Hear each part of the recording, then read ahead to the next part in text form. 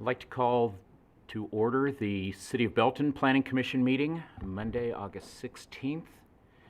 May we have the roll call, please? Chairman McPherson, Present. Mayor Larkey, Here.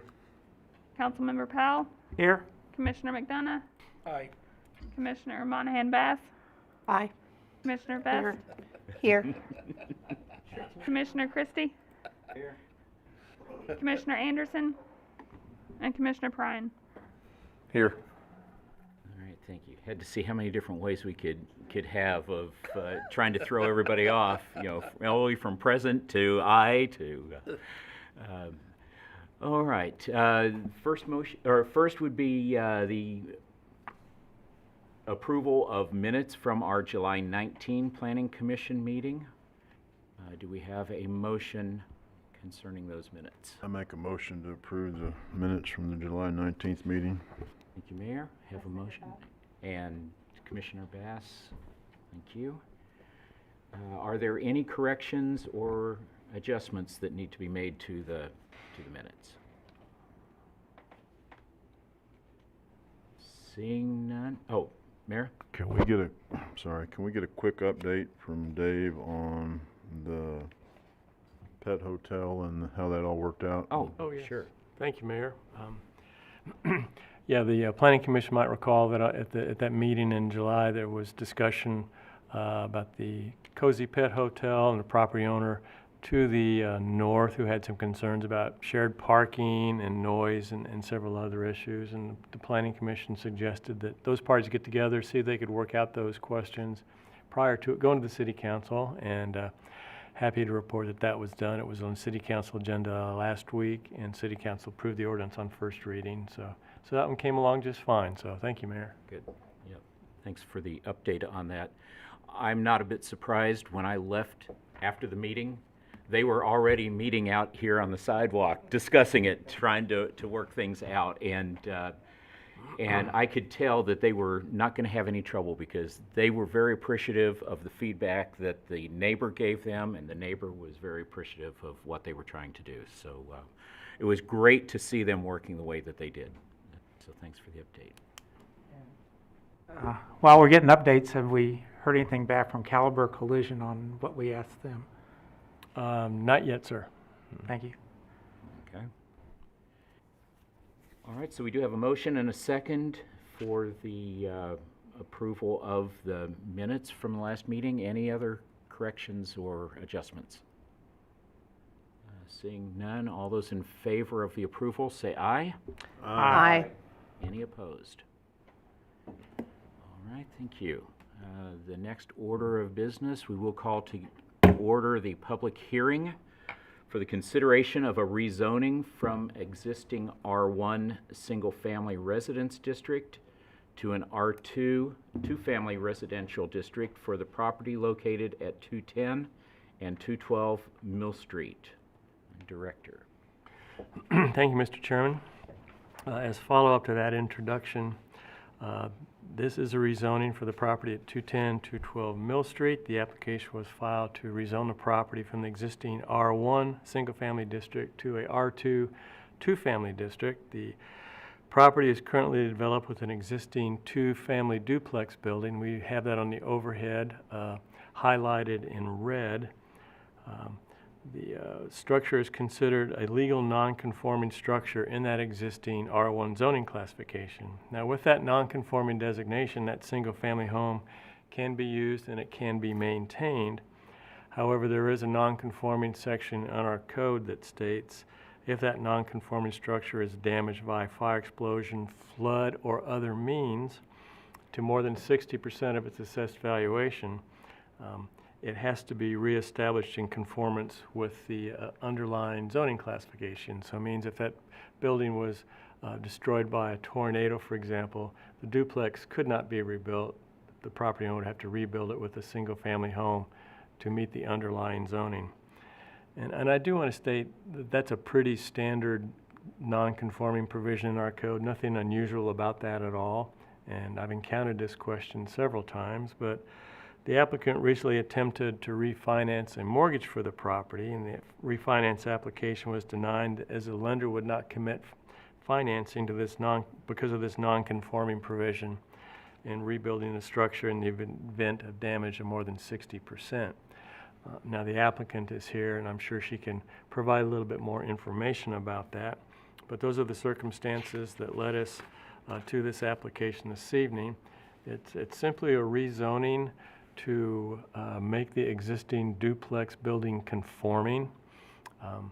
One thing we do need to look at is, and ask the question, is there other two-family zoning in the vicinity? And there's nothing, the fronting on Mill Street, that is zoned two-family residential, but about 150 feet to the north, this area of the green is two-family zoning district within the same block.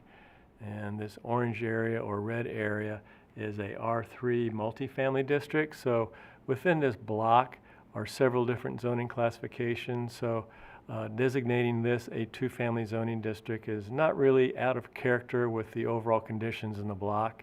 However, there's just not any two-family zoning right along Mill Street.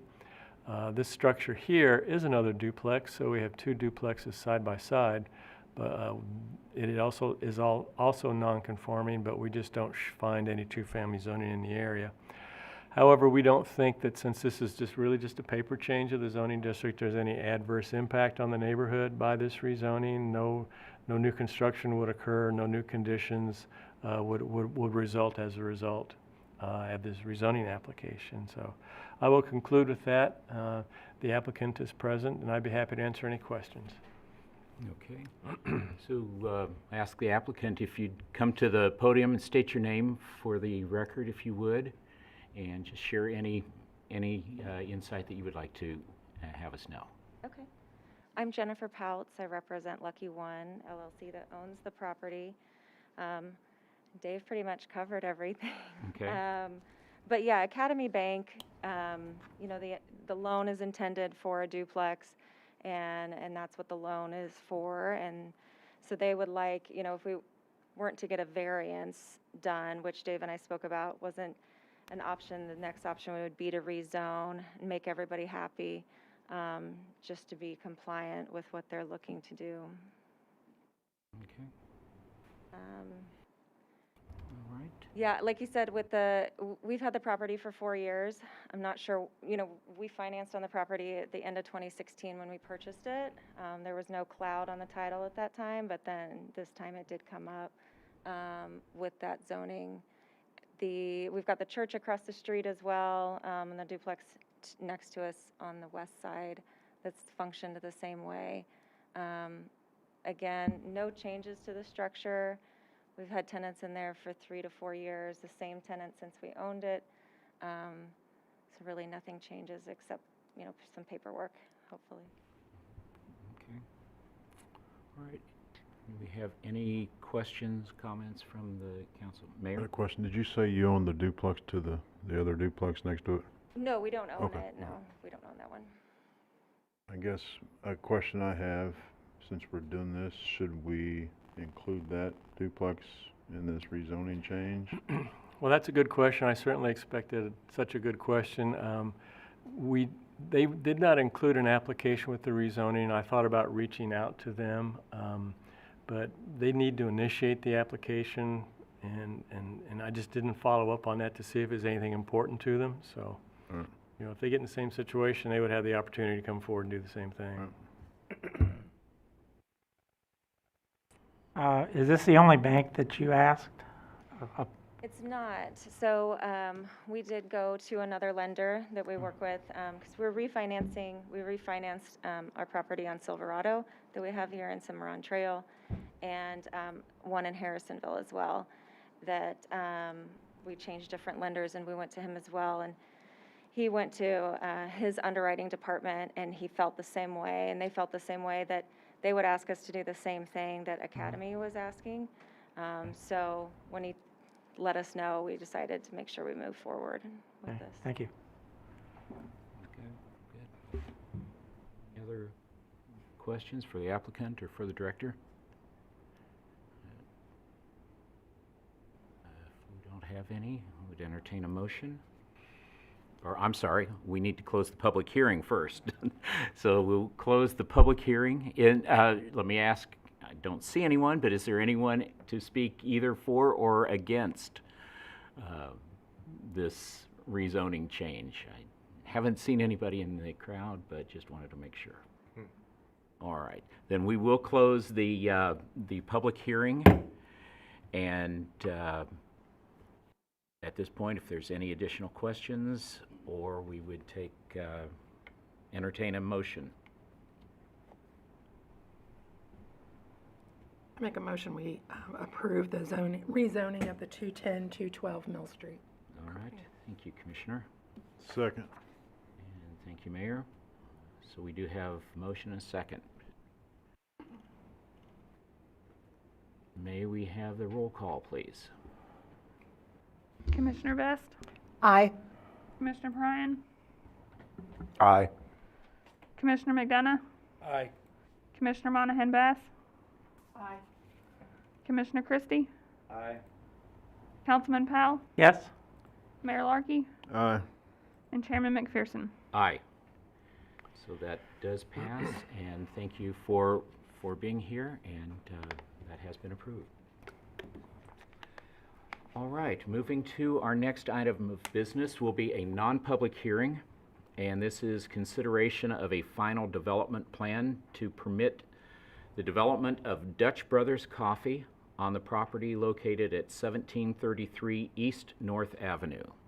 Director. Thank you, Mr. Chairman.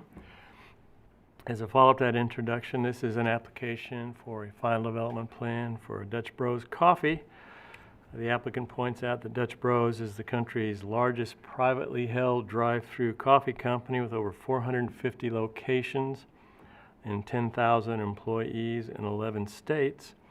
And this location in Belton would be their first in the Kansas City metropolitan area.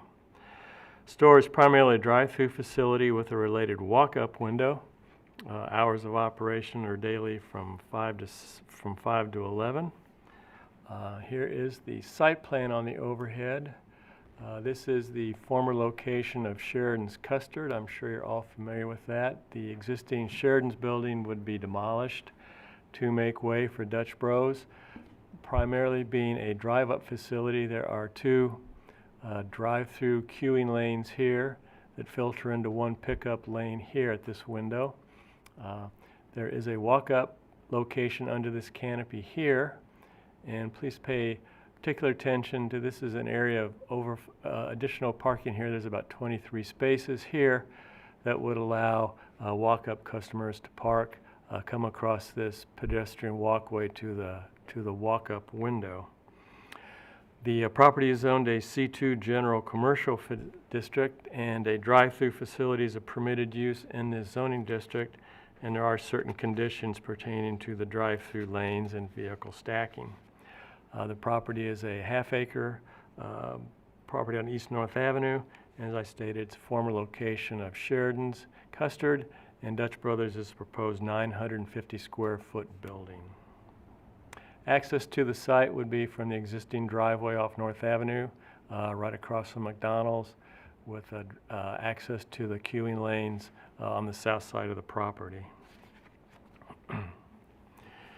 As to compliance with the setbacks of the C2 district, the building certainly meets the 30-foot front yard requirement, the rear yard and side yard requirements. The building does meet the maximum building height. The zoning district allows a 35-foot building height. The proposed building height is 10 feet to the top of the canopy with a 24 feet to the top of the parapet on those tower elements on the end. Maximum building coverage is 5% of the site. Required open space by our code is 20%. The site plan provides 11.7%, and the applicant is requesting an exception to the open space requirement for this landscaping open space, and we'll talk a little bit more about that in just a minute. As I stated, the Unified Development Code has provisions for parking and drive-through requirements.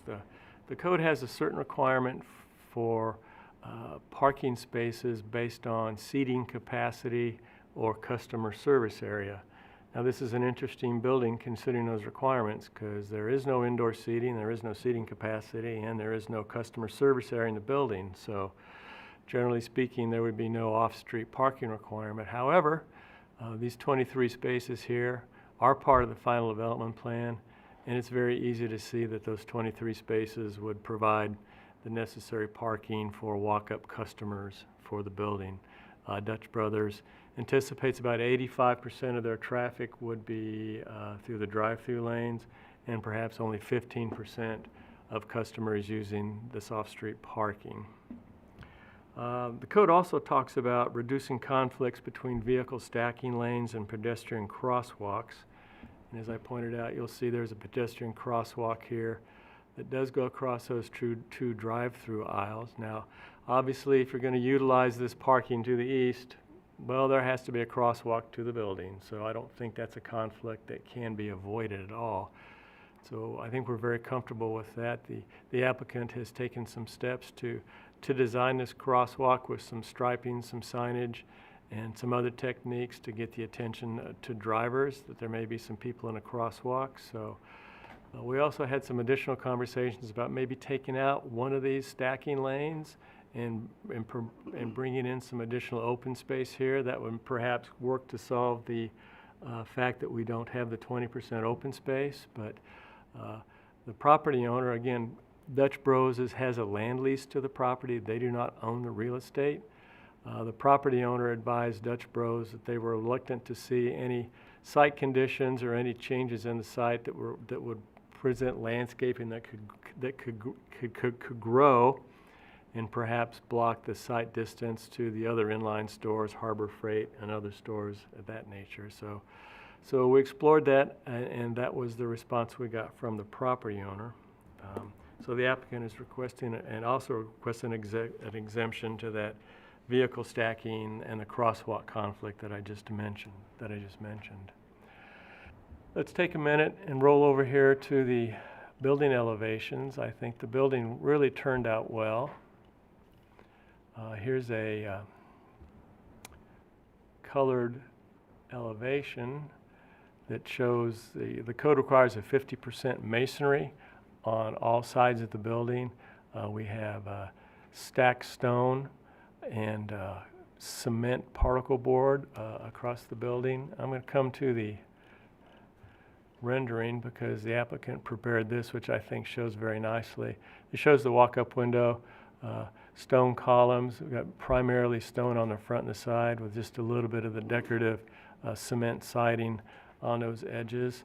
So we have virtually 100% of masonry product on all sides of the building. So we also have attention to detail with the building design requirements. We have offsets, canopies, and variable roof heights that help meet the building design criteria of the Unified Development Code.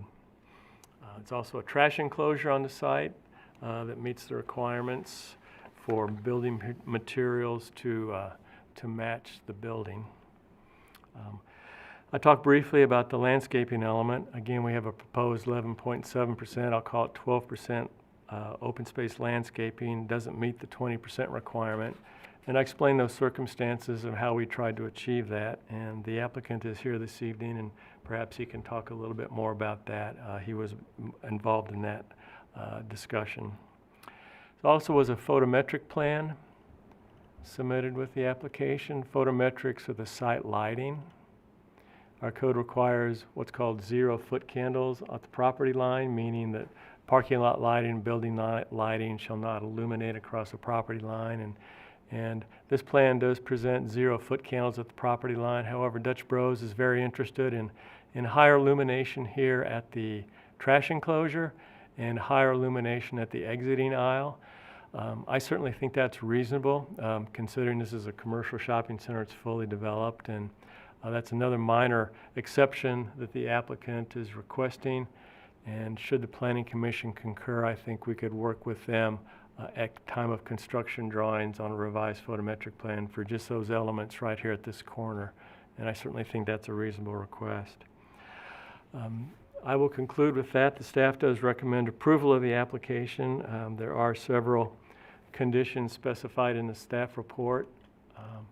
I just want to point briefly to this parking area we have talked about here. You know, this is old deteriorated asphalt, and I think Dutch Brothers would probably benefit from seal coating that existing asphalt and doing some new parking space striping. So staff is recommending a condition that seal coating and striping be done as part of the final development plan.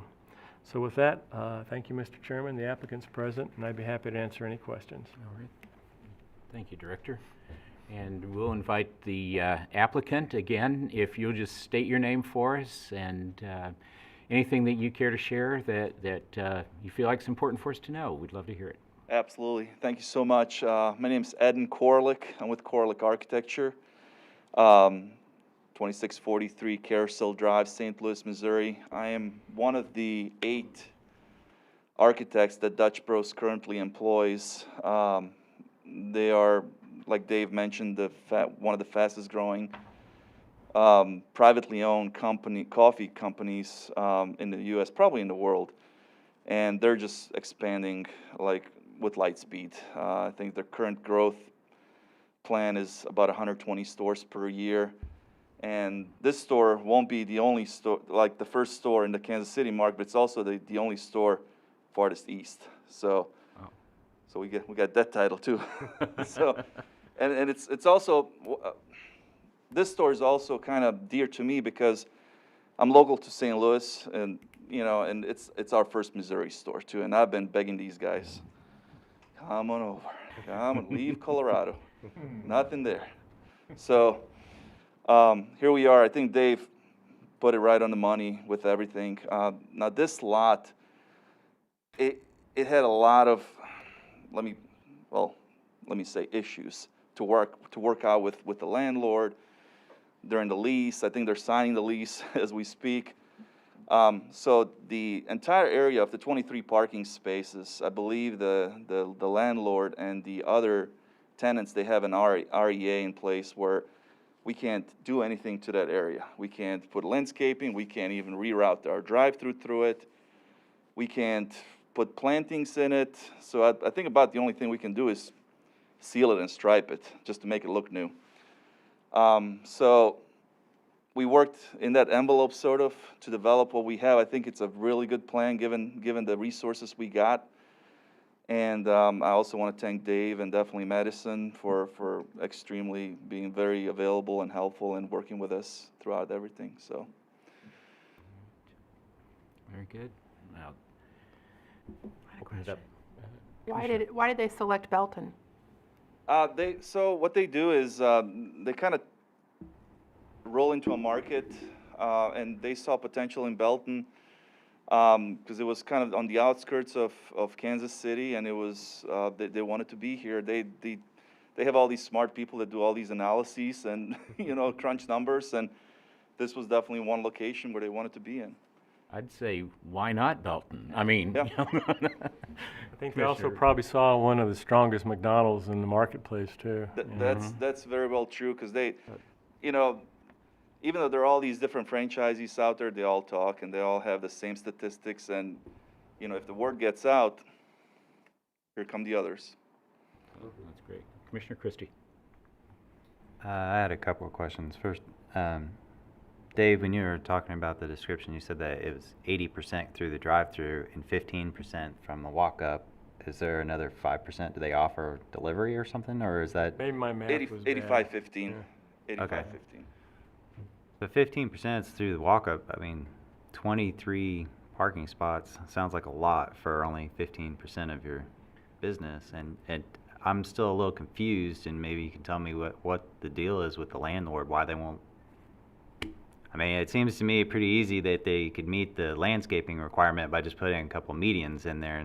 Right, and that was what we proposed, and the deal almost died for a month. So it's just, you know, real estate. They always play these games. The lawyers especially play these games in the real estate market, where, you know, if I'm Arbor Freight Tools and I'm already in there and I'm paying money, I don't want somebody to come in and cover my line of sight, basically.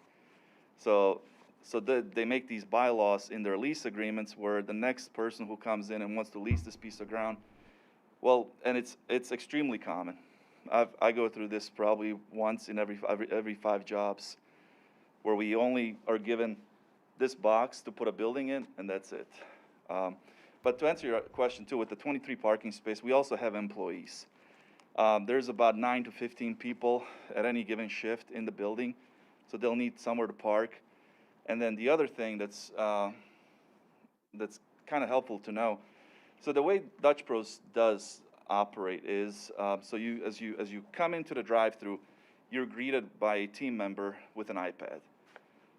There's no ordering stations, there's no menu. There's menu boards throughout the site, so you can kind of see what's on the menu, but you get greeted by a team member. They take your order, and then you kind of proceed along the way. And then as soon as you get your drink, there's a good chance you'll get your drink before the window. Then you take off. Or you go to the window and you get your drink. So we'll have employee parking over there, and every now and then somebody will want to park and walk over there and grab a drink. We also like to put some outdoor furniture out there sometimes, but then outdoor furniture, a lot of times, you have to provide public restrooms, but our building is not open to public, so that's always the thing we kind of debate with cities along the way. So, but landlords they do funky things. I mean, we offered when we found out that we were at 11.7 landscaping, we said, well, 2 of those islands, we don't need all that parking. We can just make them nice landscaping islands, beautify the area. Nope, absolutely not. This deal dies here if we touch that site. All right, Councilman?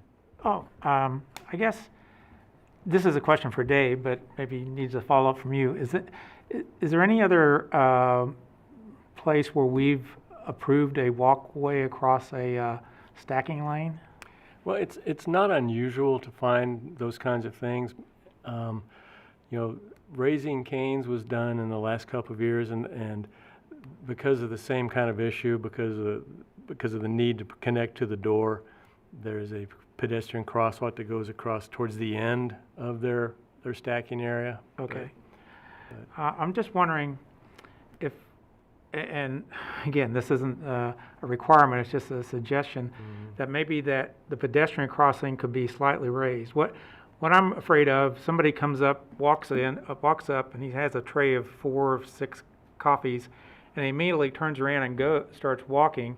And also, there isn't a stacking. There is actually nobody so somebody buzzes through there at 15, 20 miles an hour, and I don't know, at least a raised area would possibly prevent people from speeding. That's From great, like a Mr. speed Powell. bump, you mean? Yeah, right. Yeah, we had talked about that just late last week as I was preparing the staff report, and I didn't include that narrative in here. Eden said that's something we'd work on with the construction drawings, but I'm glad we think alike on that. I think that would be a nice enhancement to the plan.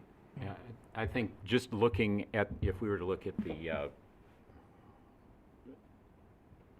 picture that they provided, the walk-in or the window is not right at the lane. So there is a space where they walk away from that before they would get to the Correct. to the drive-through. So, hopefully that would give enough time for somebody to see them or them to see a car coming through at that point. And this image too doesn't do it justice on the walkway. So I what we're see. proposing on the walkway is a herringbone pattern of red concrete. So it's going to be definitely different from the asphalt paving, and then we're going to have pedestrian crossing written and also vertical signage too for the vehicles to stop and not to block this. The only reason why we really have to have these 2 lanes is Dutch, in order to operate, and again, they do all these numbers, they need 360 feet of stacking distance in order for this store to make sense for them. So you get a coffee every 45 seconds, times the 360 feet, that's your 18 cars. It calls for a good operation. As soon as you cut that down, then you got backups in the parking lots, then you got angry neighbors, angry landlords. Yeah. It just kind of goes. I guess a follow-up too would be, you have the guys or women running around with iPads. Would they, I hate to use this word, but enforce the pathway? I mean, if I came up there every day and tried to walk through, and every time there was a car parked in the walkway, I'd start to get a little frustrated, and I don't know if I can't call the police because it's a private property, so, but you would have people There's there at to. least 2 or 3 team members that are always in the parking lot, so what they do is they actually walk along with your car as they're taking your order. So they could enforce this, hey, pedestrian crossing, do not cross here. Yeah. Or do not park there, yeah. Or do not park here. Yeah, right. Because obviously, people gotta come across to get to the site. Yeah, okay. But there's always 2 or 3 team members that are in the parking lot, and you can kind of see this raised curb in between the 2 drive-throughs. That's what we call a runner's lane. So the runners are actually in that lane, kind of, so they're protected also. They're up high. I like the idea of possibly putting a speed bump in front of the pedestrian walkway. It kind of forces you to slow down. They're not going to go 20 miles over a Right. speed bump, 20 miles per hour. Is that something that would be included in the final development plan, or is that something that would be just worked on? Well, probably the best thing to do would be just add that as condition number 4 to the board. I got a Mayor? question if you guys are ready. With this landlord, and it's back to parking, will you be able to use any of the parking on the north side? I honestly don't think we'll need it. I'm just thinking out loud. 23 sounds a lot, but if you get 9 or 10, 11, 12 employees, and then Sure. I'm just thinking. I know this is kind of a tricky situation with the landlord, Right. and I was just curious That's a good point. if they were allowed to use that parking on that north curb. Right. That's a great point. I honestly don't think we'll have that issue. So I've been, this is probably our 16th development, ground-up development. And whenever we go into these markets, whenever we design a site ground up, we usually just shoot for 10 parking spaces, because that's really all we need. Okay. And here having 23 is really overkill for us. But anywhere between 10 to 15 is more than enough for us. Yeah, the spaces were just there. You didn't really want them. That's it. Yeah, And no, we're gonna have to pay, well, not me, but Dutch Bros is gonna have to pay Pay money to own them, I guess. You're going to have them, and you can't do anything with them except park cars on it. That's exactly it's, it. I believe, isn't the McDonald's, isn't that walkway there, the stacking area goes in front, and a lot of people have to walk across Yeah. that Yeah, I McDonald's mean, right there by it. You so- see a lot of surface parking lots where people just cross the drive-through without a designated walkway. Yeah. I mean, that's pretty common, but think our it's- code's correct, trying to minimize those conflicts, Yeah. and I think we've done a good job addressing it as best we can. Yes, I like the fact that we have a designated crosswalk for 'em with this, as opposed to just that whole area is wide open for 'em to Absolutely. cross. Any other questions, comments? I just have one question, and maybe, I don't know if you can answer it, but, and this is kind of trivial, but I went to the third internet site that was listed there, and the first 2 I appreciated is about the philosophy of the company and Dutch history, but the third one was of a gambler speaking French on the French Riviera. Do you know what that's all? I will have to let Dutch Bros know about I mean, that. That's a new one. Yeah, So- I mean, maybe that's their king or something, I don't know. I hope not. No, the coffee company was started 40 years ago with 2 brothers. They owned a dairy farm in Grants Pass, Oregon, and I guess the government came in, and I don't know if they put too many taxes on them, or they told them they couldn't operate anymore because they were out of compliance or something. So they decided to open up a coffee stand on the side of the road next to their dairy farm. And they first day I think they made like $25 or something. And that one coffee stand evolved to 450 stores nowadays. The other thing that I like to say about Dutch too is they do a lot of stuff for the community. So one of the 2 brothers, a Dane, he died from Lou Gehrig's disease. So they do a thing, Drink One for Dane, every year, where it's a huge fundraising event, and a lot of the proceeds go to find cures and battle the disease. They also give a lot of back to the community in terms of dollars. Their employees are, they're all 18, 19. You know, the store manager is 21, but they have college things, incentives in place. And I mean, me as an architect, I love working for them because there's never any issues, you know. So, and they honestly, they do so much for communities, and I expect them to do the same thing here.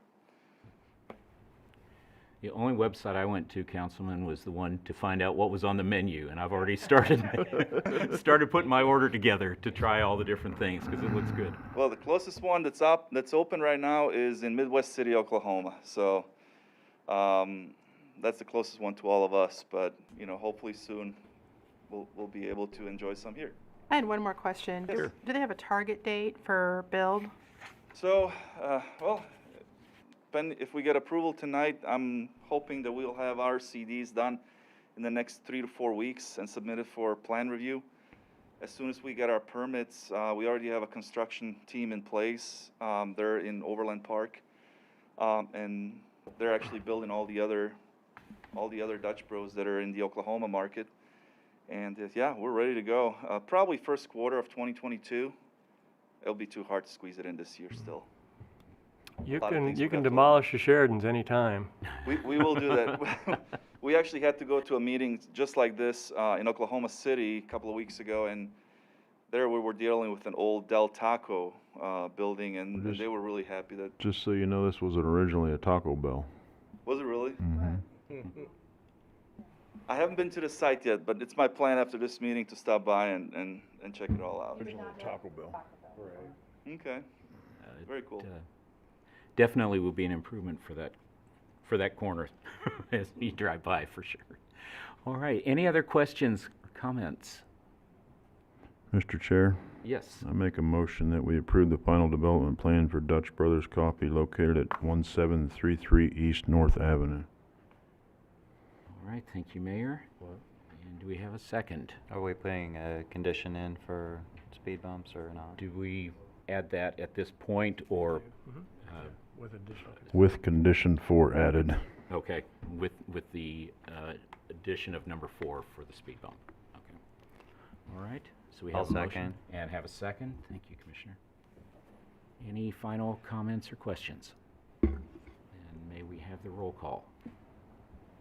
Commissioner Best, Aye. Commissioner Pryan, Aye. Commissioner McDonough, Aye. Commissioner Monahan Bass, Aye. Commissioner Christie. Councilman Powell, Aye. Mayor Larkey, Aye. and Chairman McPherson. Aye. All right, thank you. And Thank you very much. Thank you. for being here. So our next item of business is for an initial discussion pertaining to upcoming Unified Development Code amendments. Public hearing to be scheduled for September. Director? Thank you, Mr. Chairman. I thought we'd just talk briefly today about some potential amendments to our Unified Development Code. Before we begin that discussion, I think we have some new members, you. and I think it's important that everybody know that, you know, we generally have a pretty good Unified Development Code. Day in and day out, it performs pretty well for us, and when I arrived here 4 years ago, I was happy to see that product was as well done as it was. And we don't have a need to undertake a major overhaul of that code. What we do on occasion is prepare just some amendments that we perceive as necessary, just as ways to improve conditions of the code, maybe enhance some regulations.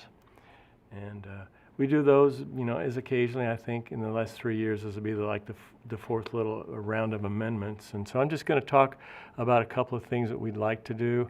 Nakia Freiberger is with us this evening. She's our assistant city engineer. Our Public Works engineering team has a few things that they would like to do because it is a Unified Development Code. And what that means is it includes zoning, subdivision regulations, stormwater, flood control, signs. I mean, everything is in the code. So that's why we have Public Works here to talk about some of their jurisdictions. So one thing we like to do, and we continually look at revising the administrative section of the code with submittal requirements.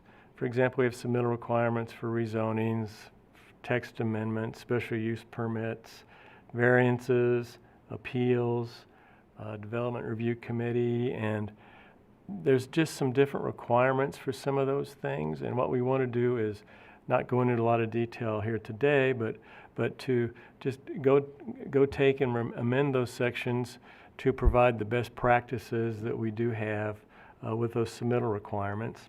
And it's important that that be in the code, because there are development teams, particularly out of town, who will look at our code and say, okay, well, here's the submittal requirements for Belton, so I'll go ahead and get everything submitted. And there's one section of the code where that says we require 15 paper copies. Well, boy, we don't need 15 paper copies on some of this stuff. So we just want to kind of, as I say, go back and integrate our best practices into the code.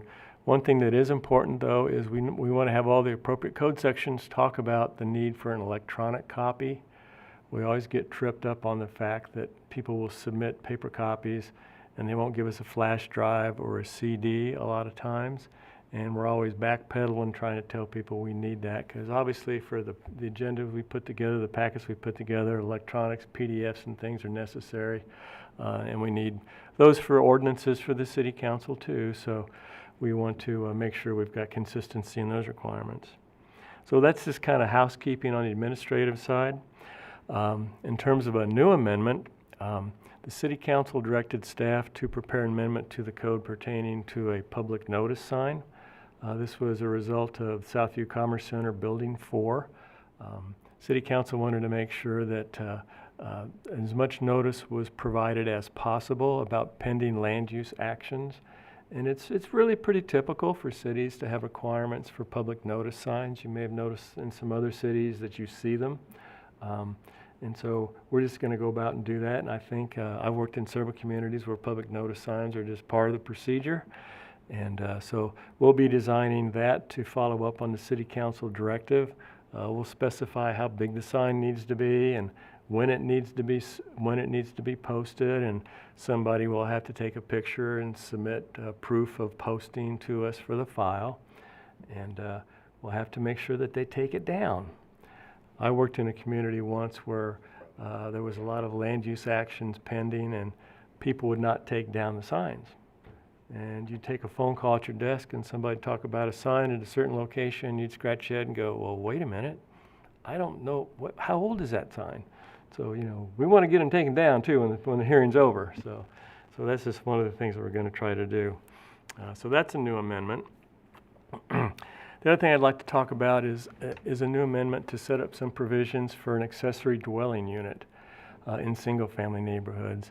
That's just kind of a fancy term for allowing somebody to build mother-in-law quarters or eco housing. It goes by a couple different names, but just to allow a smaller secondary house to be constructed on a lot. And there's good reasons to do this. There are some occasions where somebody will have a family member, elderly family member, perhaps a young student or a young member of the family who hasn't quite ejected or flown the coop, and they want to stay close to home. It's an opportunity for families to live together, stay together, and while it can have a really important element of family, it can also be something, a small rental property could be constructed to allow somebody in a home to generate a little rental income from a secondary dwelling unit. So we'd like to have the Planning Commission consider that. Talk about that a little bit today if you would like. And we would be, I think it's important to emphasize as we talk about this, we do have some sections in our code that talk about how much lot coverage you can have and how setbacks from a property line and separation between structures. And so there are other protections in the code to make sure that you don't get too many of these things, or they don't get too big, or they do become a factor with adverse impact on the neighborhood. And, Tom and I talked about this, Mr. Chairman McPherson, and there's a tiny home movement that's always popular. You read about that a lot. And I think maybe this kind of falls into that, but a lot of those tiny homes are on wheels, and this is nothing we would envision for a tiny home on wheels. I mean, this is, to my experience, these are permanent structures on slabs or foundations, not really transient temporary types of arrangements. And so there's things we need to design, bring that to you. You need to talk about off-street parking, driveway access, things of that nature, how you're going to get water utilities to it. And really what drove this amendment is certainly, I've seen the need for it in my discussions with residents over the years. And it's not too difficult, like in original town here, you can see garages that have been converted into accessory dwelling units over the years. So it's certainly not unprecedented or unusual in Belton to see an accessory dwelling unit. But we had a discussion with the property owner in the spring who wanted to build exactly that, accessory dwelling unit for his mother-in-law. And a very nice house, and wanted to do a very nice cottage for his mother-in-law. And it's connected by a breezeway. Architecturally, it was very nice. No problems with it at all, except, darn it, the code doesn't allow it. And what really made me sad was this was a gentleman that had a 10-acre site, 10-acre property. And, I had explained to him, as much as I sympathized with him, as much as I understood the need and the desirability of doing that, our code just didn't allow it. And I'm not empowered to allow something that's not allowed, and you can't grant a variation to something that's not allowed. The only way to do it is to create a code amendment that's going to benefit this property owner and what we think is other property owners in the future. So that, I think, merits a little bit of discussion. Again, please know that we haven't designed all the regulations yet. We just wanted to have that initial discussion with the Planning Commission about that, and I'd be happy to answer any questions about that. Or if you'd like to continue, we could have Nakia go ahead and talk about some Public Works suggestions that they have for additional amendments. Is it fair to say that in the last several years that there's been updates to the UDC, that they all are on the website?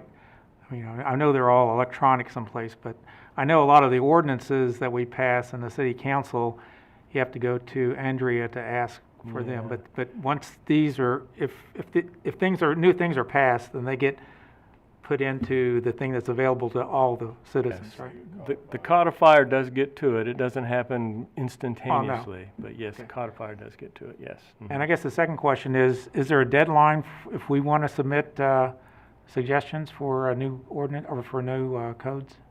Well, certainly we'd like to get those as soon as possible, kind of depending, how significant it might be, Mr. Powell, the level of staff research that might be necessary. But again, this is just something we're doing now. We can amend the code any time. Okay. I talked with Public Works earlier today, and they think they'd like to do some amendments to some fees. And I said, well, I would too, but maybe what we ought to do is kind of do fees maybe over the fall and the winter when we have a little more time, do a little more research. So we'll probably come back with some fee stuff maybe over the winter. But again, that just serves as an example. We can amend the code anytime. Okay. But if in the next week I got something to you, you could help me wordsmith it to be legal. Yeah. I mean, not that it's going to pass, but at least that it would be considered whenever you consider it in September. Yeah, well, we'll start I think the goal today was to get some consensus from the Planning Commission about the amendments. Depending on what you're thinking, Mr. Powell, I might want to talk with the chairman about, what you might be suggesting. Yeah, okay. Okay. I think the goal tonight is so that we have these things so that we can have a public hearing on this then in September. Yeah, I'd like So to have the we'd public have hearing in September, so the city council might be able to consider the amendments early October, so this nice man with the 10 acres wants to build a cottage for his mother-in-law can maybe start construction before, we still have some fall weather, so. I'd like to kind of second on the whole, being able to build another, home structure on your property. It's, something I never really thought about as a kid or growing up, but it's seeming to become a lot more common because even my wife's best friend, they had a detached garage and they did the same thing. They put a apartment basically above their detached garage and rented it out. And then my best friend bought a 7-acre property down at Lake the Ozarks, and he is also doing the same kind of thing, putting a cottage for his mother-in-law. Yeah. So it's becoming, it seems to be becoming some kind of trend or something, but it's pretty common. So I think the only thing I'd caution you about, Dave, is you'll probably be overrun with all these requests for she sheds.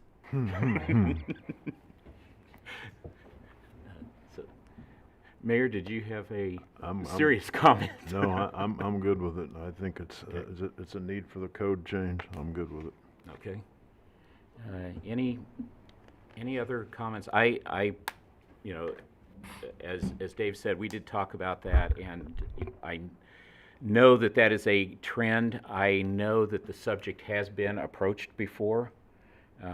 Previously, it had been on the Codes Advisory Board, and that was a subject that came up there at one point, was about the tiny homes. And, you know, definitely some of those can look very mobile, and some of them can look very nice and permanent. And, you know, I think that that's, you know, as we look at that, as long as we put in the type of regulations that we're really wanting, you know, we don't want a mobile home park built on a trailer and all these things, but at the same time, something that can help our families out, because I think there's a lot of families that are looking for a place to take care of maybe an older loved one that can function, but they need someone to be close to them, and I think that would provide a great opportunity in something like that. So. Okay. Well, Nakia Freiberger is present. She wants to do a brief summary of several items for Public Works Engineering. Hi. I'm Nakia Freiberger. I probably haven't met most of you in person. So we have a few little, mostly bookkeeping, updating things that we're trying to amend. One of them being we currently require Mylar plans, and those are with plan submittals, and that's just not something that we use anymore. It's fairly obsolete. Did you just say Mylar? I did say Marla. Yeah. So we would like to look at removing that requirement and really replacing it with a digital requirement, to echo Dave's comments earlier.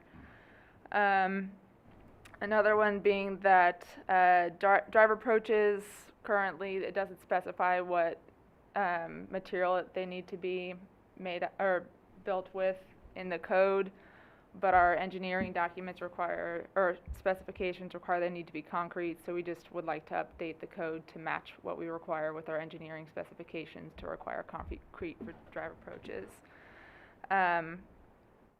The last thing is the Marquee Detention Fee. I know we talked about updating fees in the future. This one is slightly different because it's not, I guess we could talk about it in the future too, but it's something that should have been updated yearly since we started it in 2015, and so far it hasn't happened, so we're trying to just update it to the current requirement. Currently we charge $5,100 per impervious acre, and we really should be charging $59 per impervious acre, $5,900. So we're just hoping to update that, and that's it for Public Works at the moment. Okay. Questions, comments, Mayor? Would we, when we change that, would we put something, can we put something in the code that does it change every year? Yeah, Or and do it we is in have the to code. change Already it? there. Do we have to change it every year, or can we put something in the code that it changes every year? Are you following me? An automatic increase. Automatic increaser? I mean, Yeah, is that it's just whether or not it gets changed in I don't think it requires approval normally, but it's on our fee sheet. It just seems like we were supposed to do something every year since 15. We haven't done it. Can we set it up to where it does it automatically so we don't have to? How can we make Yeah, sure we this can look doesn't at doing- happen Yeah, again? that's where I'm going. Yeah, I'm sure we can look at doing that. Yeah, I guess that's maybe a question for how the final ordinance gets drafted, Mayor, so it's worth talking about. I'd like to do that too. One thing that I've seen a lot is that for pricing, it'll refer to a different document, I'll say like Appendix A or Oh, whatever, right. and then that document will have the pricing in it, and that document can be easily updated as compared to just the codes. So the code would say, go look at this separate document for pricing. So that would be another way that you could do it, because a lot of companies including the one I work for, does the same thing. Good idea. So comments, questions for Public Works or the director, or any other suggestions?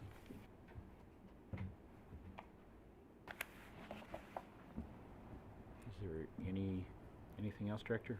No, for not on this? those amendments, Okay. thank you. All right, so again, I'd say if you do think of something, soon as possible, get that to our director. Would be helpful if we want to consider it in September. But again, as we're going through things, if you ever run across anything, just know that that is a possibility to present at a later time. So, all right, going on then to our next item, which is the election of officers. The UDC, Section 2-137. At its first August meeting, the Commission must annually elect one of its citizen members to act as chair, another of its members to act as vice chair. The terms are for 1 year with eligibility for re-election.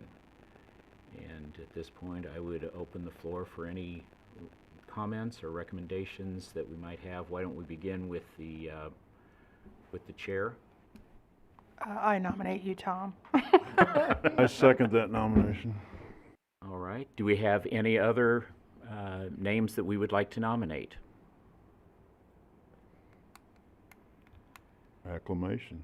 I guess it does take a roll call vote, so may we have the roll call?